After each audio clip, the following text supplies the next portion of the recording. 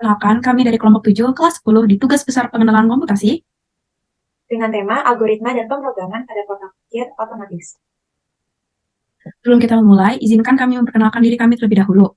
Perkenalkan, nama saya Bintang Olezanuba dengan NIM 163233194 dan saya bertugas dalam membuat presentasi. Saya Gisy Olivia Simanjuntak dengan NIM 163233134 bertugas sebagai membuat presentasi. Nama saya Tania Aurelia Anwar dengan NIM 1632314 sebagai pembuat coding. Halo, nama saya Gisela Karnefriksi dengan NIM 1632329 yang bertugas sebagai penyusun laporan dan inisiasi ide pemrograman. Saya Stefani dengan NIM 163233159. Di sini saya berperan dalam pembuatan flowchart dan menjelaskan isi flowchart bersama dengan teman saya. Saya Anahla dengan NIM 1632349. Nama saya Muhammad Kifren Tua dengan NIM 163235354 dari kelompok 7. Pertama-tama adalah latar belakang. Pengertian umumnya dulu ya. Palang pintu parkir otomatis mengidentifikasi kendaraan yang masuk dan keluar sehingga komputer dapat mencatat dan menyimpan data kendaraan dengan melakukan scan barcode pada tiket kendaraan tersebut. Nah, eksplorasi yang sudah kita lakukan, kita sudah interview Pak Teddy sebagai karyawan penjaga palang parkir karcis di ITB Jatinangor. Pak Teddy menjelaskan mengenai mekanisme palang parkir otomatis dan tampilan screen komputer.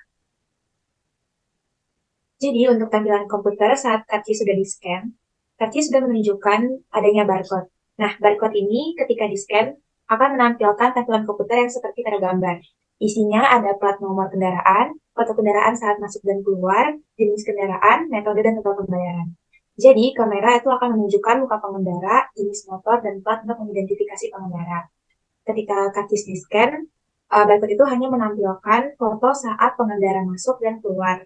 Nanti dicocokin bener gak mukanya dan juga platnya, dan dicocokin ketika dia mau keluar. Terus nanti plat nomor kendaraan kembali diketik untuk menyamakan identitas pengendara saat dia masuk dan keluar juga.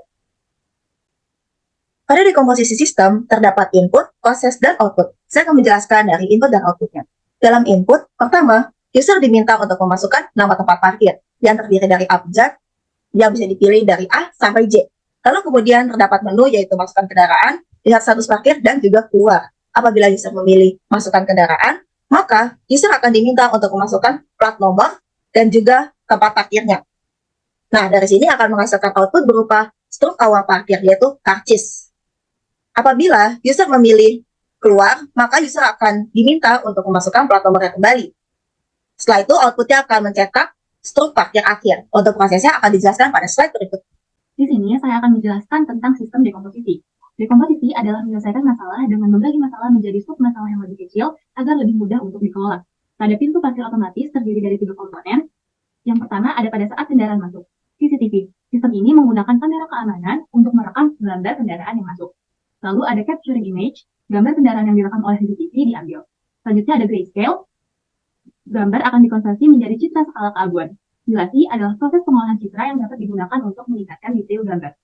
Filling merupakan langkah untuk mengisi atau memperbaiki gambar. Erosi adalah proses pengolahan citra yang dapat digunakan untuk mengurangi detail yang tidak diinginkan. Selanjutnya ada cropping, yaitu memotong gambar menjadi bentuk yang sesuai. Lalu, teks pada gambar diubah menjadi teks yang dapat dibaca oleh mesin. Selanjutnya, mesin akan menampilkan hasil pada layar monitor. Pengendara bisa menekan tombol masuk untuk mendapatkan tiket parkir. Sistem akan mencetak struk parkir, lalu portal akan terbuka. Yang kedua, ada informasi kendaraan. Kendaraan yang masuk terdeteksi oleh sensor LDR atau Light Dependent Resistor. Lalu data kendaraan akan diproses oleh microcontroller. Yang terakhir, informasi tentang kendaraan ini akan ditampilkan pada layar monitor. Lalu yang ketiga ada kendaraan keluar. Struk parkir dipindai untuk mendapatkan informasi, lalu sistem akan mencatat waktu keluar kendaraan. Sistem akan menghitung lama waktu kendaraan di dalam area parkir. Selanjutnya sistem akan menghitung total harga parkir. Lalu informasi tentang harga parkir akan ditampilkan pada layar monitor. Pengemudi membayar sesuai informasi harga parkir. Lalu portal akan terbuka untuk mengizinkan kendaraan keluar. Dalam tugas kali ini, kami menggunakan sistem dasar karcis parkir yang dikombinasikan dengan pemilihan slot parkir. Sistem dasar karcis parkir digunakan untuk menentukan jenis kendaraan. Dalam proyek ini hanya diberikan 2 jenis kendaraan, yaitu motor dan mobil saja. Sedangkan sistem pemilihan lokasi kosong itu menyerupai pemilihan tempat duduk dalam bioskop, di mana pengendara akan memilih sendiri posisi mana yang akan diisi untuk parkir. Dalam program ini, diasumsikan terdapat area parkir A sampai J, di mana area parkir A sampai E hanya boleh diisi oleh kendaraan motor, sedangkan sisanya hanya boleh diisi oleh kendaraan mobil. Sistem lokasi parkir bertugas mendeteksi slot yang sudah maupun belum terisi. Apabila telah terisi, maka pengendara harus memilih slot yang lainnya. Namun, apabila semuanya sudah penuh, maka algoritma akan selesai. Ketika telah mendapatkan tempat parkir yang diinginkan, jam masuk dan plat akan dicatat secara otomatis dengan asumsi pencatatan tidak dilakukan secara manual oleh penjaga keamanan. Proses akan diakhiri dengan kendaraan yang sudah mengisi tempat yang terpilih. Kemudian, asumsikan bahwa kendaraan ingin keluar dari tempat parkir. Apabila kendaraan tersebut benar ingin keluar, maka pembayaran yang harganya berkaitan dengan lama waktu parkir harus dibayar oleh pengendara. Setelah membayarnya, portal parkir akan terbuka sehingga kendaraan dianggap sudah tidak menempati slot parkirnya. Lokasi yang ditempati akan tercatat berisi, lalu program selesai. Codingnya. Sebelumnya di sini gue bakalan ngejelasin apa aja itu yang bagian-bagian kayak if, looping, array, functions, dan matrix itu. Mungkin langsung aja buat bagian if sendiri itu. Nah di sini sudah ada tuh bagian if, ketiga, if else, if else, pokoknya di bagian sini juga ada if not self, terus if not maksudnya, if terus if not, if elif, ya pokoknya if conditional itu kita yang ketika terjadi bagaimana jika gitu. Ya ketika habis itu langsung looping gitu ya, bagian looping ini langsung ini di awal gitu ya. Nah bagian looping sendiri di sini udah ada langsung pada di line 15. Ini for huruf in A B C D E F G H I J gitu ya. Terus for nomor in range 1,11. Ya intinya berarti itu dari A B C D E F G H I J itu ini pokoknya looping kan sampai 1 sampai 10 gitu. Dan 1 sampai 10 maksudnya. Terus itu array di sini ada save slot mobil, terus save slot motor, terus daftar kendaraan. Terus itu ada functions. Ya function sendiri ini ada def. Dan function sendiri itu ya def itu. Jadi ada definitions. Jadi di sini ada banyak sih. Jadi kayak yang pokoknya di sini yang ada def-defnya itu termasuk functions. Oke. Langsung aja ngejelasin dari awal gitu. Ini import datetime, terus import kita SDK. Nah, import datetime itu ini kan kita bikin portal parkir otomatis kan. Jadi kita menghasilkan output yang menghasilkan struk gitu. Jadi kita memerlukan waktu. Nah, import datetime sendiri udah ada. Terus habis itu ada import ini pokoknya buat kita menghasilkan aplikasi GUI gitu. Update kali itu user interface. Terus habis itu ini dari 4 sampai 12 ini. Ini kita memberi functions dan habis itu memberi functions itu pokoknya buat kita dapat slot gitu. Yang nantinya kita bakalan mengisi slot itu. Dan ini kayak set slot motor ini masih kosong, dan ini juga masih kosong. Dan ini set waktu masuk ini tuh di non gitu, di non dulu itu karena bakalan berjalan kalau misalkan kendaraan masuk, kalau masih belum berjalan itu ya non aja. Jadi belum masuk itu berarti non. Dan selanjutnya itu ada functions dari inisialisasi slot. Ya simpel aja ini buat slot-slot di dalam slot parkirnya, karena kita menggunakan slot parkir dari slot parkir kita itu ada A sampai J gitu, A B C D E F G H I J gitu. Dan dalam tiap A B C D E F G H I J nya itu ada 10. Jadi kayak A1 sampai 10 terus sampai J1 sampai 10 gitu. Dan ini ada function juga tabulasi slot parkir. Ini functions buat kita melihat jadi ini buat kita melihat tempat-tempat parkir ini di dalam GUI ya. Ini karena dari sub.app. Oh ya, jadi ini sub.app itu GUI-nya sendiri ya. Itu mungkin nanti akan dijelaskan sama si Kevin ya. Dan terus habis itu satu slide pokoknya juga masuk looping, dan kita ini looping juga, dan ini sebenarnya setting buat GUI-nya sendiri ya. Jadi kayak ini kayak kita setting buat GUI-nya itu di dalam sini tuh si label motornya itu kotak pada motornya itu loh, yang kotak A B C D F G H I J kayak gitu lah. A B C D F pokoknya A sampai J lah. Nah, itu ukurannya segini. Nah, terus posisinya PX seperti ini dulu lah. Terus ukurannya 6 terus 1 gitu. Oke, ini function masuk. Ya, buat masuk gitu loh. Tuh. Jadi kayak gini. Ini pokoknya di sini sampai sini function masuk semua ya. Dari 53 sampai 75. Ini buat syarat-syaratnya.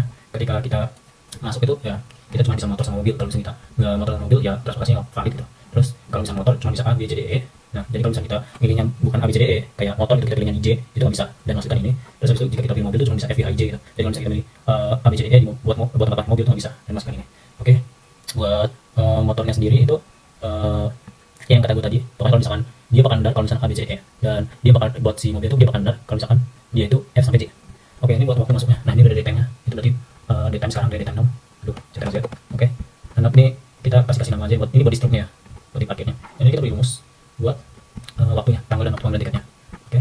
Dan ini sama juga. Ini buat plat nomornya sih tapi. Oke. Habis itu ini kita langsung ke functions keluar itu ya. Functions keluar juga ini kita beri langsung aja gitu. Data kendaraan, diklasifikasi tempat parkir, terus ada waktu keluarnya buat ini stroke-nya nanti date now, terus dikurangi itu waktu masuk, nanti dikurangi waktu keluar. Gimana nih? Ya pokoknya itu ya. Ada waktu masuk dikurangi waktu keluar ini. Oke. Ya benar.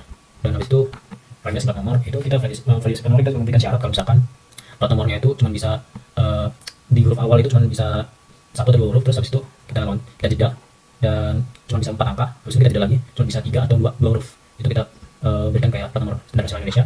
Oke. Itu kita berikan syarat gitu, dan habis itu kita berikan functionsnya lagi untuk nih diulang di slot ini. Oke.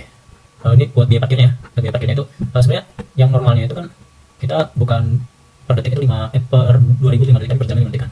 Tapi ya karena buat langsung kita tahu hasilnya aja gitu, nanti kita lihat outputnya itu nanti kita 5 detik aja gitu. Ini nanti kita biar tahu hasilnya beda gitu. Nanti kita lihat lagi loh. Terus ini ya sama juga. Ini kayak yang tadi saya jelasin buat kosongan tempat parkir. Jadi kalau misalkan dia udah keluar itu dia bakalan hilang tuh tempat parkirnya. Terus habis itu ini history masuk ya. functions, tampilan GUI stroke. Ini buat stroke si tampilan GUI-nya tuh.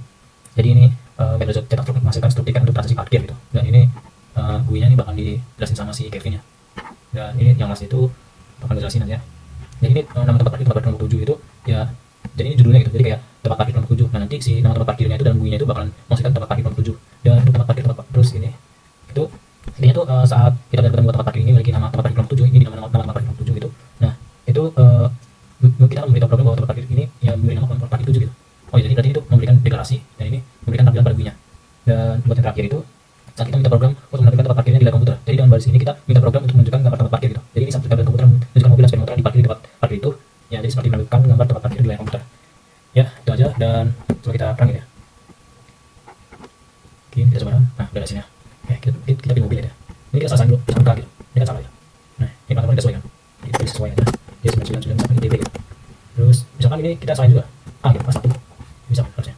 Tuh, waktu parkir mobil hanya tersedia stop F1. Berarti ini kita pilih F1. Atau ya F1 deh. Nah, saudara. And boom. Ini setelah parkir setup, setelah parkir awal setup ya. Tuh, ada nama parkirnya yang kata saya tadi. Terus ada tempat parkir dan tiketnya. Jadi di transaksi itu ada nomor kendaraan. Oke. Nah, ketika kita keluar, boom. F1-nya jadi hilang di sini. Ya. Oke. Sekian dari saya. Jadi kesimpulan dari pemaparan kami adalah sistem palang parkir menggunakan teknologi canggih, yaitu sensor motion detector, LCD, dan LED yang dibantu program komputasi. Proses keluar area parkir melibatkan pengambilan data dari kamera yang didapati dari scan barcode karcis untuk mencocokkan plat nomor identitas pengendara sebelum kendaraan keluar. Baik, sekian dari kelompok kami, kurang lebihnya mohon maaf. Wassalamualaikum warahmatullahi wabarakatuh.